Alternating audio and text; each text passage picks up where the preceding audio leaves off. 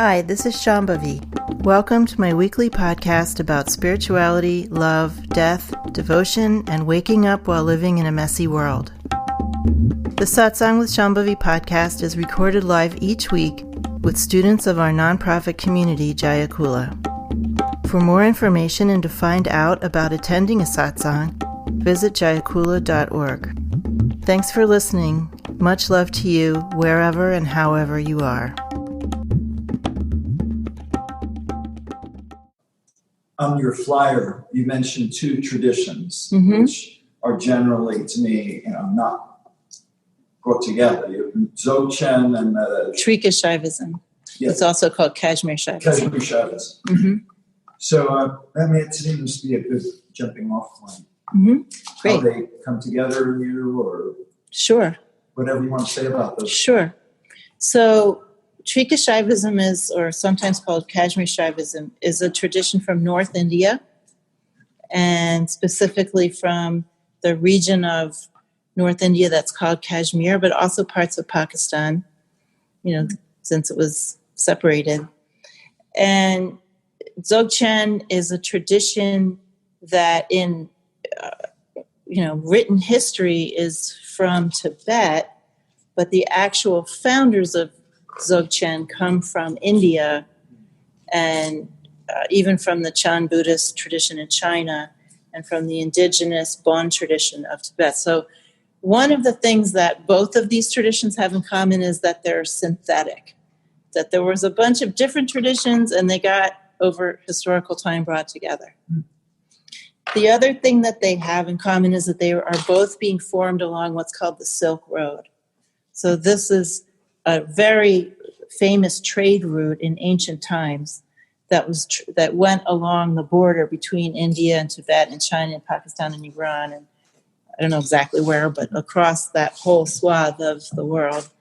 There was not only goods being traded, but there was also ideas and practices and traditions being traded along that Silk Road. So there was a lot of exchange between people who were more from Hindu traditions loosely, Buddhist traditions from Tibet. So all this was happening along the Silk Road at the time that these traditions were kind of taking the form that we see them in today. And there were teachers that became very, very important to Dzogchen, or just say Tibetan Buddhism in general, who traveled through Kashmir on their way to Tibet. And there was a lot of exchange. So what you see because of that is that between Dzogchen and Trika Shaivism, there are a lot of views that are in common and also some very key practices in common.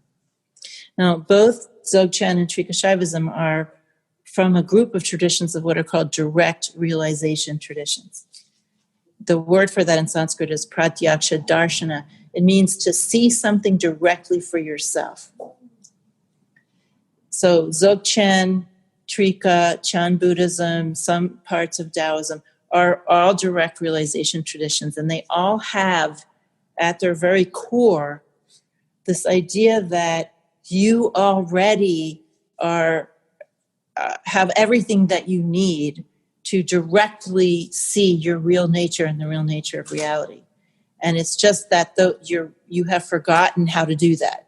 So the traditions are to help you to remember how to do that, to give you some tools so that you can see with your own senses, not just your eyes, but all of your gates of perception, so that you can see what is happening here, what is the nature of the self, what is reality, what is existence, so you can perceive those things directly for yourself.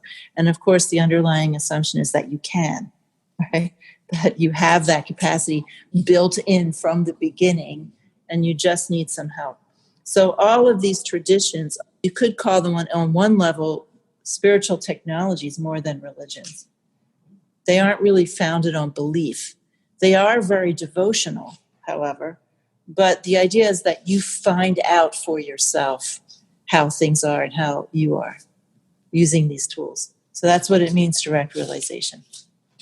There are also more esoteric connections between these traditions, which has to do with every tradition has both a sort of ordinary historical story or narrative talking about how it came into being, but then it also has its own internal narrative about how it came into being. So there are some connections in those internal sort of more esoteric, mystical kind of narratives between the two traditions. But basically they have a very similar view. They have some extremely similar practices that I'm not a scholar, so I have to assume that given the geographic and historical proximity and how much commerce there was between these countries for hundreds and hundreds of years along the Silk Road, I have to assume that it's not an accident that they have some similar practices. But the core is really that they are both direct realization traditions. They both have this assumption that you have this essence nature, which is the same as the essence of the nature of all of reality, and that you can discover that on your own with help. With some help. So, good question. I have one question on that. From what I've learned, the polarity of the two is that the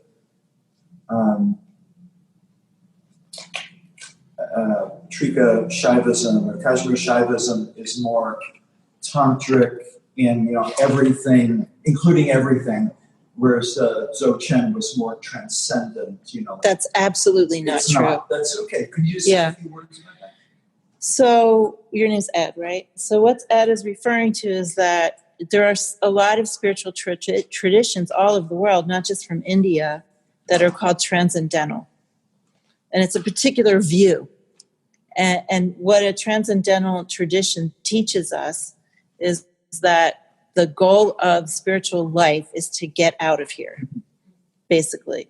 To go to heaven, to go to Brahmaloka, to leave nirvana, to leave this horrible, degraded world behind. That there's something fundamentally not okay about ordinary embodied existence. Dzogchen absolutely does not teach this. It teaches that everything is perfect from the beginning, including everything here. Right? I wrote a poem once, and one of the lines in it is, God is every scripture and also every tabloid magazine.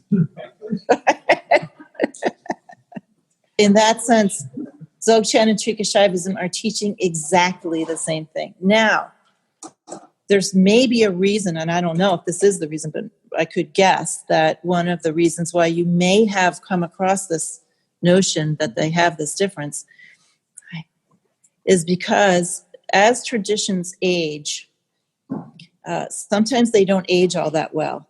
And what happens is moralism starts to creep in, a kind of narrowism and conservatism creeps in over time as the traditions get further away from those people who were Yeah, exactly.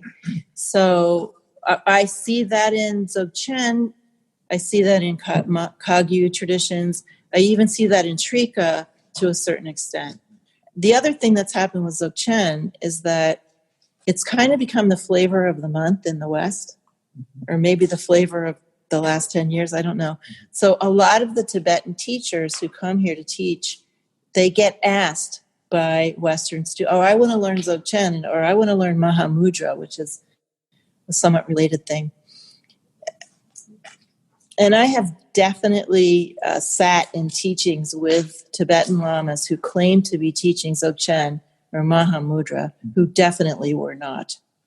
They were extremely watered down, moralized, etc., because they just really didn't have those teachings under their belt. And they just basically made those teachings conform to the more ethics-based teachings. So that's another thing I've seen quite regularly. Dzogchen and Trika are hard traditions for people who want there to be hard and fast, absolute moral claims about how to live your life and how things should be. Because really, these traditions are completely wide open in that regard.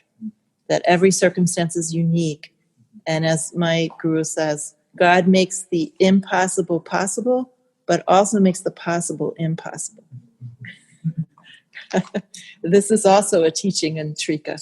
Abhinavagupta, the sort of person who drew this tradition together from several different streams of Tantra in North India, he also said almost the same thing with the exact same words. That's hard for people, right? That's hard.